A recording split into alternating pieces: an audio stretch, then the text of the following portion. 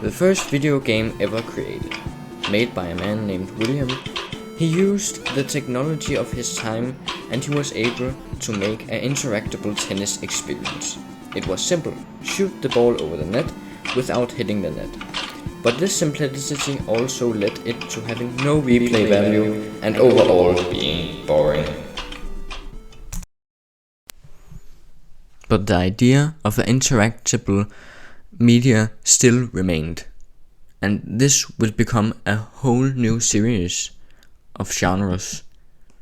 This isn't just a story of interactable gameplay or whatever you will call it. This is the journey of video games.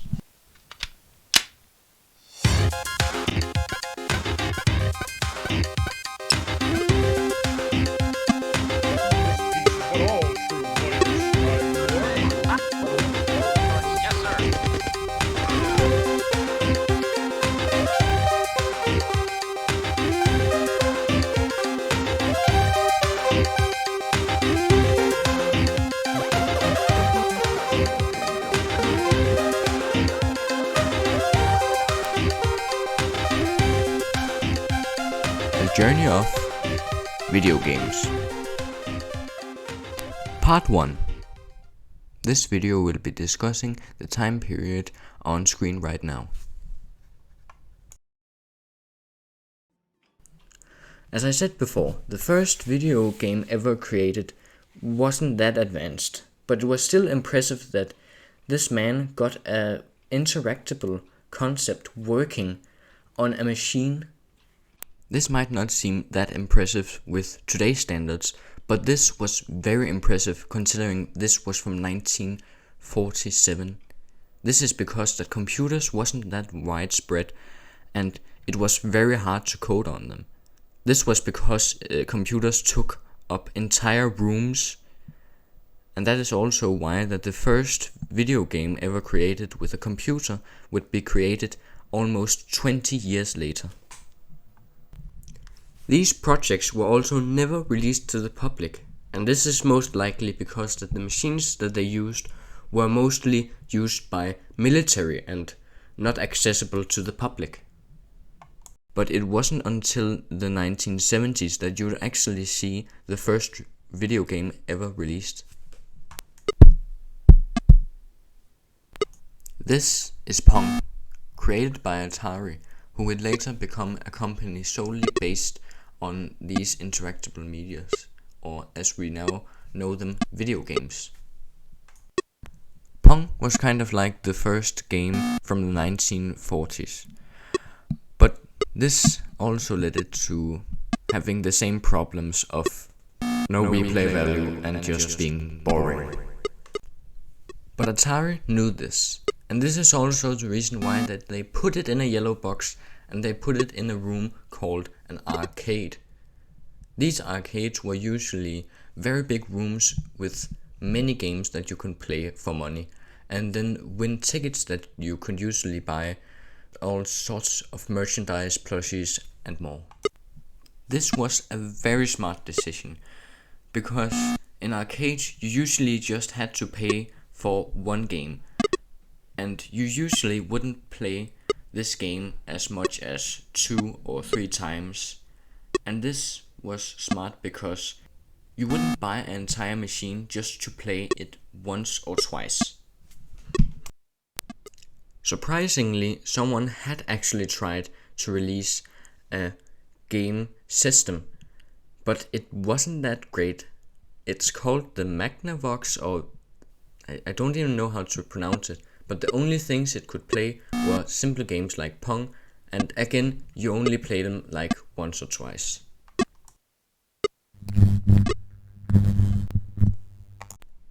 In the mid-50s, people saw the introduction of colorized TV, and this was really impressive, so of course Atari would try to put the color into their games. And just 1 year after the release of Pong, Atari introduced Warlords, the first video game with color. And I honestly don't know what it's all about, and it's not that I didn't play it, I actually did play it, but that I did play it and I didn't understand what to do, because the game was just playing itself. Not only was the game confusing, but it also seemed like that a lot of people didn't enjoy it. And that is a problem with Atari and a lot of the companies that would pop up throughout the years, and that is that they are the best, but not the best at what they are doing, because a lot of the games that they release or other companies release in their name are mediocre, and they just continue to get worse and worse, and maybe there are a few good ones, but the majority of games are just mediocre. But right now, the industry is having the time of its life, inventing new game types and games. You could, for example, play sport games, where you can play sports, but virtually this time. Although these games that were released were still pretty simple, but what really kept them going was the high score. You see, by playing the game, you would gain score, and the one with the highest score would be the one with the highest score, and that's pretty cool, I guess. This really added some competition to the games, and also a reason to keep playing. But one game would one-up that simplicity and become the most popular game at the time. This is Space Invaders, made by Atari again. The game was about shooting aliens that gave you points. These points would build up into a high score. You had 3 lives and would lose your lives if you got shot by an alien. The graphics also really improved from what it currently was, which was 1-bit to 8-bit. And these new graphics and a new engine also made it more likely that Atari would get some serious competition.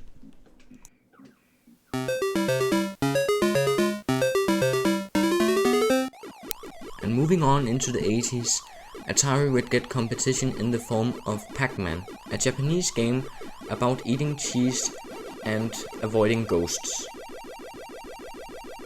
The game would easily take the first spot in the most popular game, and a lot of the Japanese games would start to really appear in the European and the American market.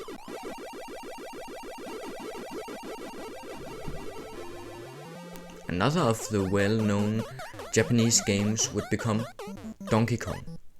You played as an Italian plumber whose goal was to save a princess from a huge monkey called Donkey Kong. The game was made by Nintendo and became really popular. Another cool thing to come out of the 80s were Game & Watches, or as they call it in Denmark, bip-bip-spil. They were the first kind of games that you could have on a bus or on a train or just anywhere.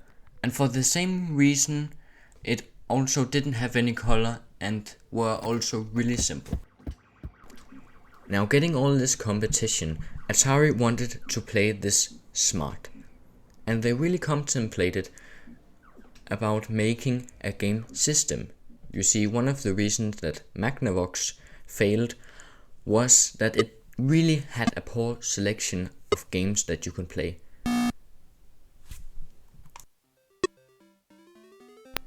But now there were a more widespread variety of video games, so of course Atari tried to make the Atari 2600. This system lets you play all sorts of games, like Donkey Kong, but just in worse quality.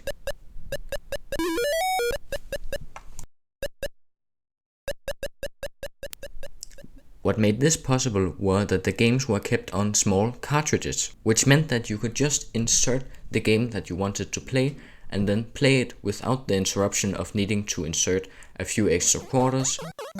They would also get the license to release popular games like Donkey Kong as mentioned, and even other game franchises that would pop up throughout the years.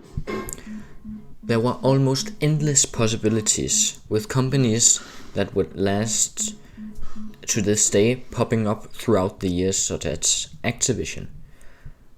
And the Atari would even release with all-time classics like Warlords. Just kidding, it sucks. But the problem with having cartridges is that people could just wipe the cartridges, and this led to problems such as copying other games that weren't on the system and implementing your own. This would also make it very easy to companies just to release the games for the Atari without needing to pay them any money. This is what is known as pirated copies, and these games were usually downgraded versions of already existing games. And the games that they made were just kept getting worse with the rest of the industry, and this really led to problems in quality and just generally having an interesting concept, because if you're just stealing from other people, then it's just gonna keep getting worse, because then there are no people making original games, and that just leads the games to being even worse than you could ever imagine. Consumers had enough with these fake and horrible games. So in 1983 to 1984, the Great Crash happened. With lack of quality in video games, people just didn't buy video games, and that was really a huge problem. I even played on a newer iteration of the Atari, and I could even tell that there was lack of quality in some of the games, and even in the joystick that they used. It was so sensitive on some of the games, and then it wasn't very sensitive on some of the games, and that made it very inconsistent and just overall horrible to use. With the West leaving video games completely in ruins, of course some other country had to make a breakthrough. Russia, a country in constant state of being revolutionized and reformed. It had recently been changed to the Soviet Union, and honestly it didn't even have a lot of things to brag about, especially when looking at Europe or even America. But they would soon have another thing to brag about. Introducing Tetris, a simple game about stacking blocks and matching them in rows so that the bottom blocks disappears and you can continue on building. The game was pretty simple, just like the first video games, but because the Soviet Union didn't have a video game crash, their computers were also not very strong, which also made it really impressive. All of this made Tetris really successful, especially among workers in facilities and other workspaces. Surprisingly, one machine made 1 year before the crash would actually have success during the video game downfall, even lasting till the 90s. Introducing the Commodore 64. Unlike other game systems released, this wasn't its own system, this was a computer, which meant that it also had other functions than just playing video games. Although the coding was pretty complex, and that is also why that most of people just used the machine exclusively to play video games. The thing also had a lot of space, in fact 252 kilobytes. But that also led the loading times to be very long. I think this clip just speaks for itself.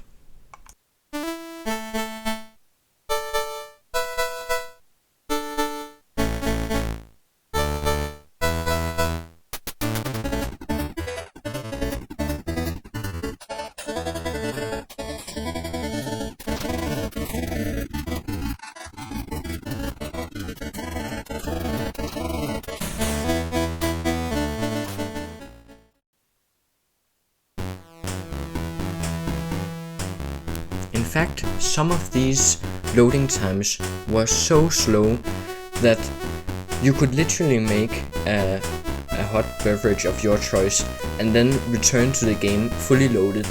I know this because this is literally what my dad did back in the day. But the games were more than worth the wait, with each game being unique and creative in its own way.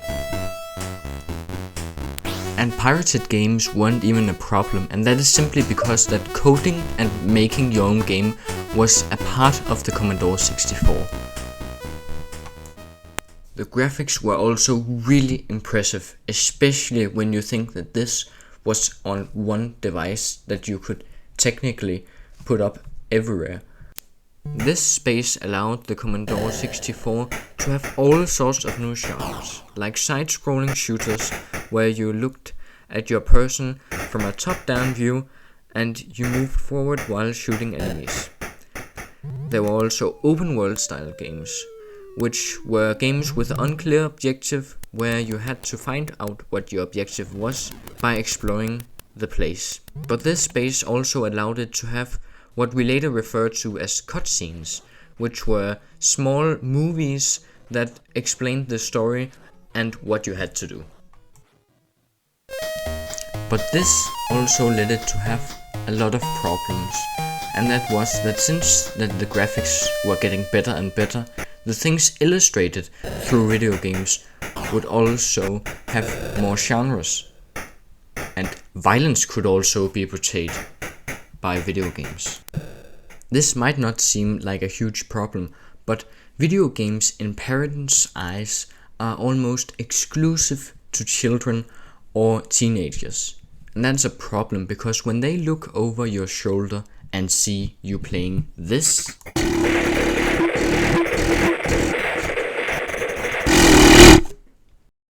they're probably wondering why they got your video game system in the first place and why you're playing such a violent game, and whether or not these games have an influence on you. Now, this might still not seem like a big problem, but trust me, it will be. But one company would take one step forward, that being Nintendo. Nintendo was a video game company ever since the start of the 70s, and they had a problem. They were a video game company in a world where the need for video games wasn't there. So they decided to make a video game system with actually good quality video games, that being the Nintendo Famicom. The Nintendo Famicom would release with iconic titles such as the very popular Super Mario Bros. This console or system, whatever you prefer, was a huge success in Japan, not in the rest of the world. And that was a huge problem because it was actually really good with really impressive graphics. But the problem was still that people had a bad taste in their mouth after the Atari 2600. But Nintendo didn't give up. Just 2 years later, they changed the aesthetic of their Famicom and renamed it the Nintendo Entertainment System and released it for American and European audiences. This time it resembled much what they had back in Europe and America, and that was usually VHS players and other things alike. Not only did they make the thing aesthetically pleasing to other audiences, they also made it feel very sturdy, and that was because it was very sturdy. Not only that, the cartridges also felt very sturdy, and it was simply because that the cartridges were bigger than the game in itself. It probably filled half the cartridge, and that also made it feel powerful and like it could take a couple of hits.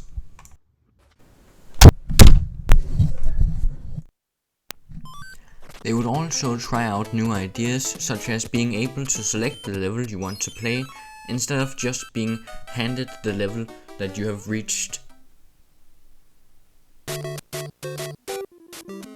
This system would also introduce many people to iconic titles such as Ice Climber,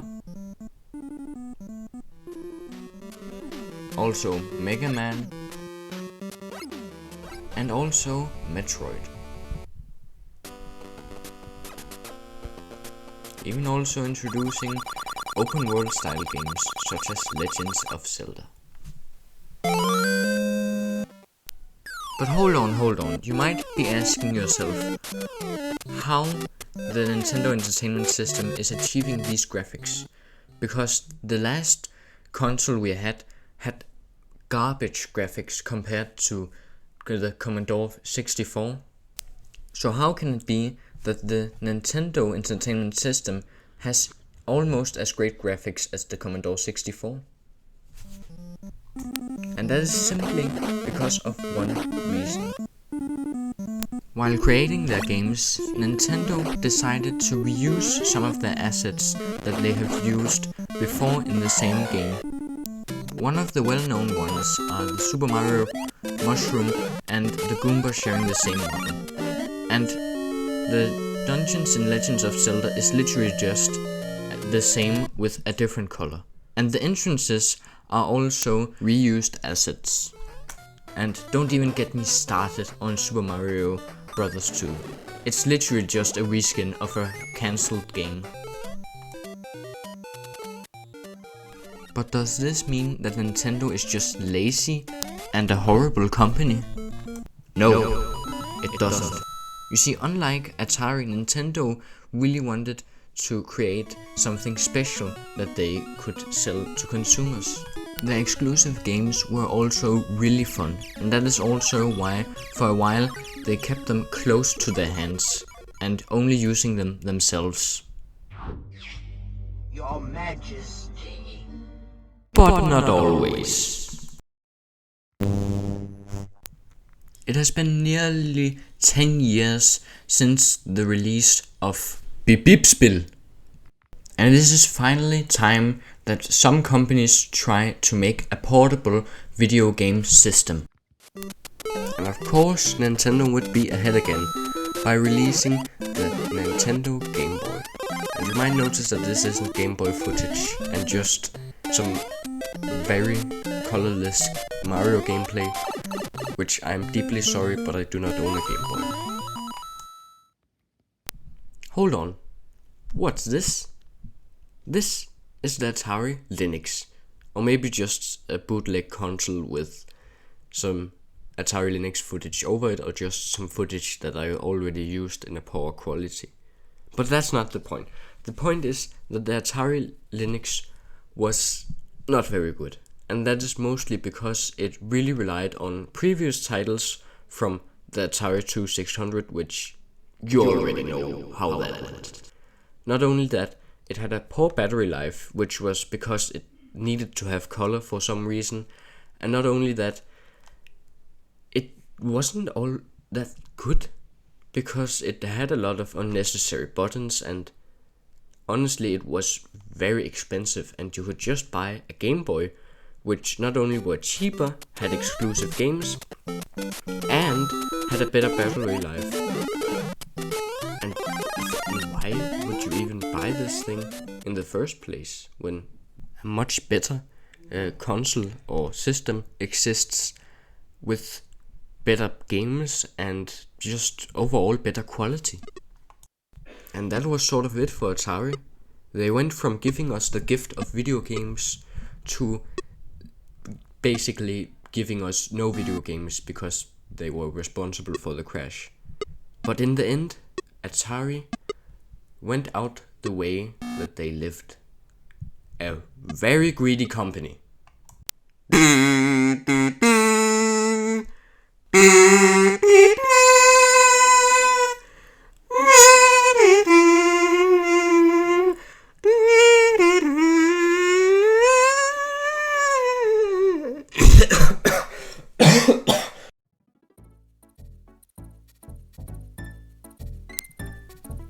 Just 1 year following up the success of Nintendo's handheld console, the Game Boy, they introduced the Super Nintendo Entertainment System.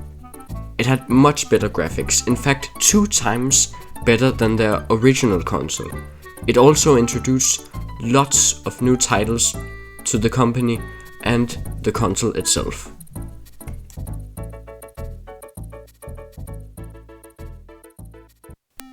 But where Nintendo had figured it all out with their games, they had a problem with their advertising, because the Mario brand that they had exclusive rights to was really widespread, and they just threw random games into a platformer, and honestly, most of the time it was mostly cancelled games or games that didn't sell well that ended up getting the Mario brand, which we for example saw with the Super Mario Bros. 2 for the NES.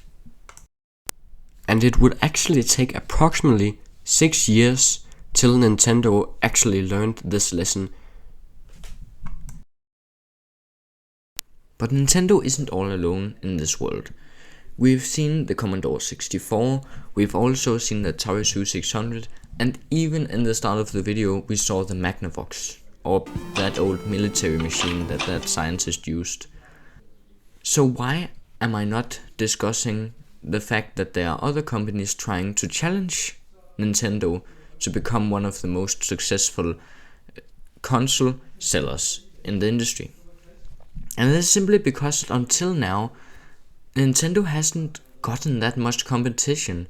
Atari 2600 was barely even a competition because it basically ruined the industry. So who is gonna take the step forward and try to challenge Nintendo in this battle to become the most beloved video game console seller on the market?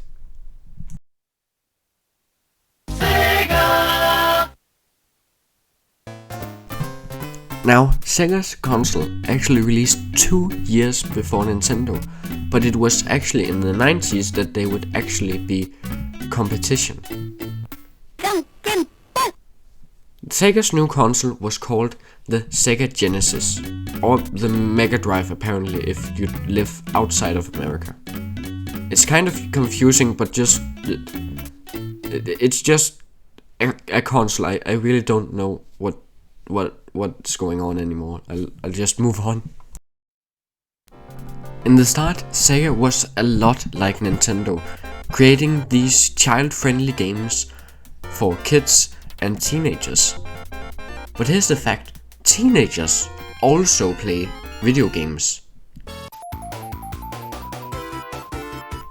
Sega was another survivor of the great video game crash, and they knew that if they did not change their marketing strategy, they might be responsible for another crash if they are too similar to Nintendo. So because that they actually had some edgy deals back in the day with some gambling machines, they decided to actually go with this teenage route, and you can definitely see that in some of their advertising, because sometimes they actually attack Nintendo and their console, saying that theirs is superior in every way. What Nintendo? The 16-bit Genesis system by Sega. Genesis does it all. They especially made fun of Nintendo for falling behind with the newest console that they had being the Game Boy and the Nintendo Entertainment System. And that they took advantage of, becoming very popular because of one person, that being Sonic. Instead of this old plumber trying to, clean some pipes, this was a fast-paced game about a hedgehog who could just run and do this weird spin in the air that apparently became iconic. And this appealed to a lot of people, especially the targeted audience, teenagers. This sort of aggressive advertising would also be partially responsible for a conflict later known as the console war, which is basically just people yelling at which console is the best, even though that you can have your own opinion about it. It's pretty dumb, but I'll get more into it in the next part of this series.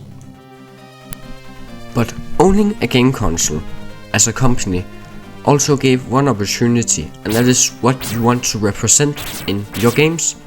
You could, for example, tell games not to represent blood or violence, or to just censor it overall. But Sega didn't want any censor, because they were appealing to these edgy teenagers that needed to have some sort of violence that looked cool. So they didn't, and that was a problem because there came much outrage, especially with a game called Mortal Kombat. And this was because there were depicted violence, blood, and even more violence. And this is actually the reason that later came an age rating system for consoles that had games with more adult-oriented content. But let's not look at all of that outrage about video games, because it's not like someone is going to go on national television and talk about how a game rated PEGI 18 is violent and for kids. So let's instead take a look at 3D games, because a huge ambition that companies had at the time was to create a three-dimensional game. But the companies at the time were limited to the time period, so they weren't exactly able to create something that was truly 3D. In the year of 1992, the secret to creating 3D video games was discovered. It originally started with a whole new genre of video games called first-person shooters, where your perspective was in first person. It all started with a little game called Wolfenstein, where you would shoot Axis powers from World War II.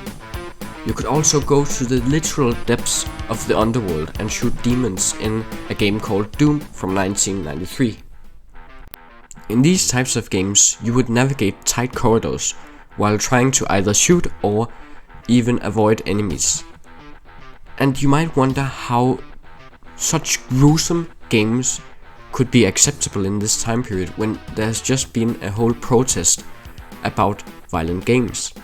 And that is simply because that they had detached the human part of the people you were shooting.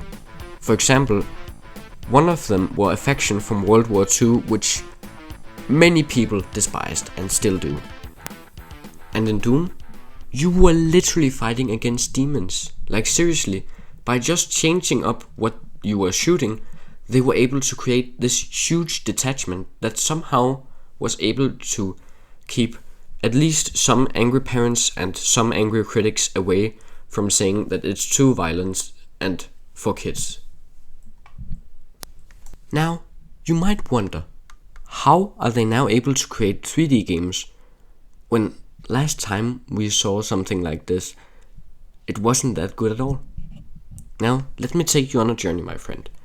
Not in the console world, but in the computer world. Last, when we visited this world, we saw the Commodore 64. And it was really impressive, but it actually started to fail in this era of video games. And that's because of one thing. The computers couldn't just play video games anymore. It was a lot more it could do. You could text your friends on it. You could search up a question you don't know. You could even watch a video. Or search up a game on something called the internet.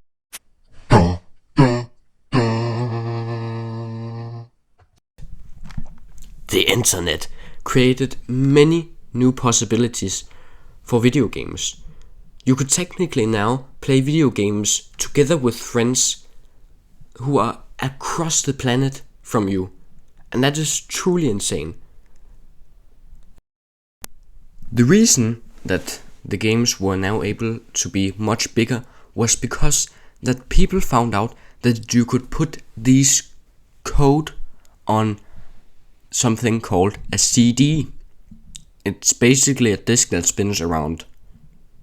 Who am I kidding? Everybody knows at this point what a CD is. Why did I just explain the CD? But basically they were using CDs now. That's what I'm trying to say.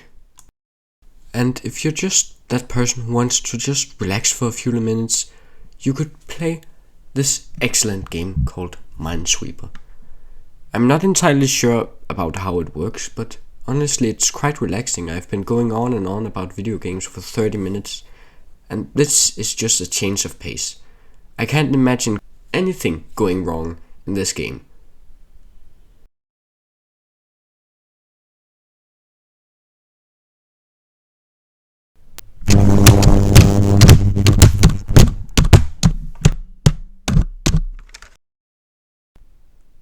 Can we just move on to the next thing now?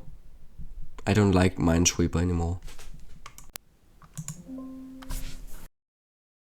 With the introduction of 3D video games, it felt like you were taking a step into the future. And we were going to step one step forward with the first 3-dimensional console on the market.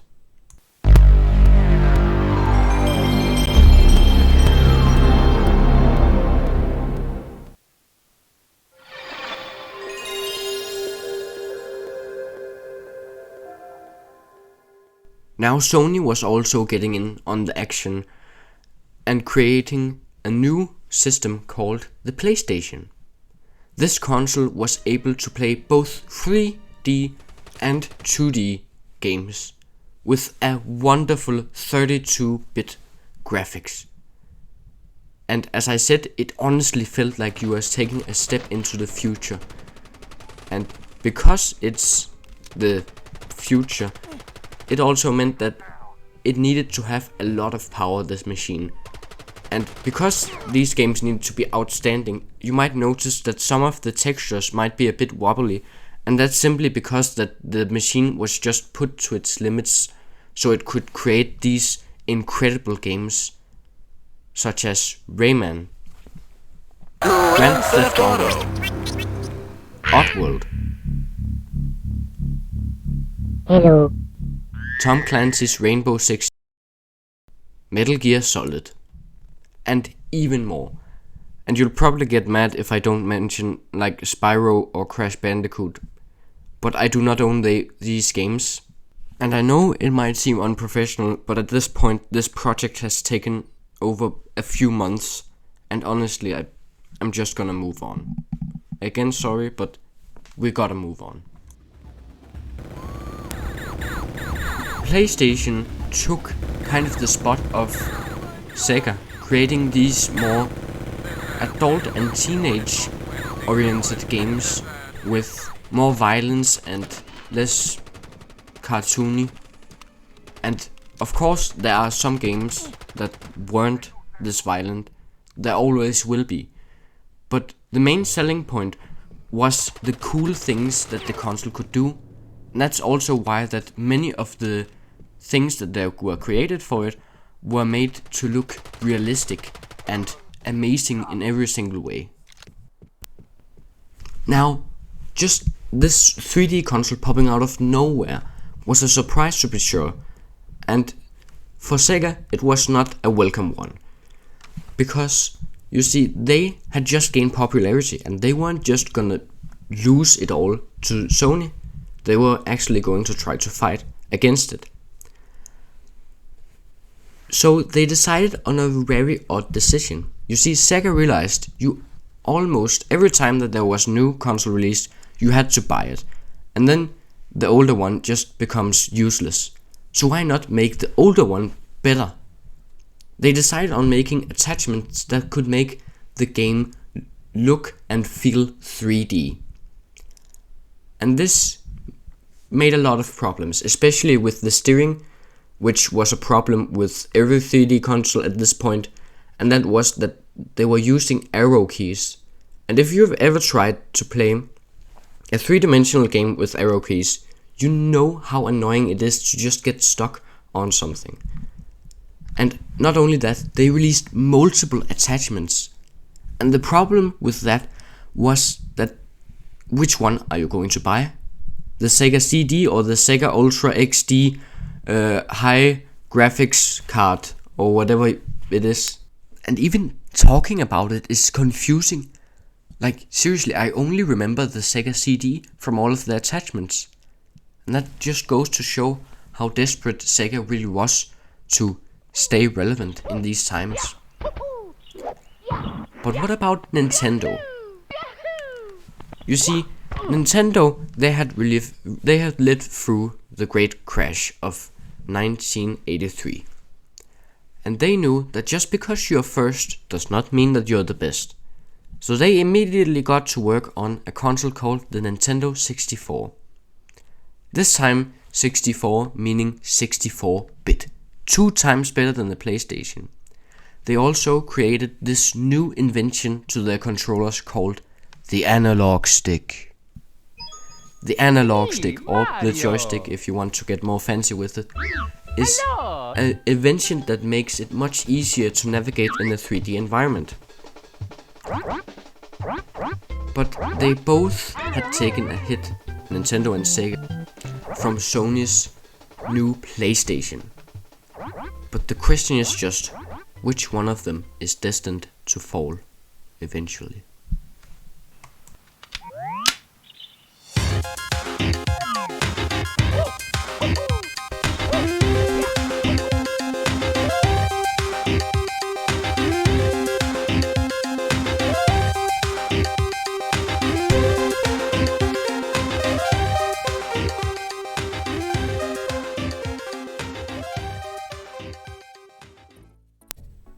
Well, it looks like we made it to the end of the video. Or almost. I just want to say a few words because I haven't talked that much to you as the audience. And don't worry, I'm not gonna annoy you with all that. Like, subscribe, also hit the bell, yes. No, I want to thank you because this is the first time that I've tried YouTube since I was 8 years old. And it just means a lot to me that you've taken the time to watch this video, because there are some parts that I must say that are a little bit boring. And sadly I can't do much for that. I can only try to improve as a content creator on this platform, and that's my goal here. So anyways, have a lovely day or night. I really don't know what your time zone says, but goodbye.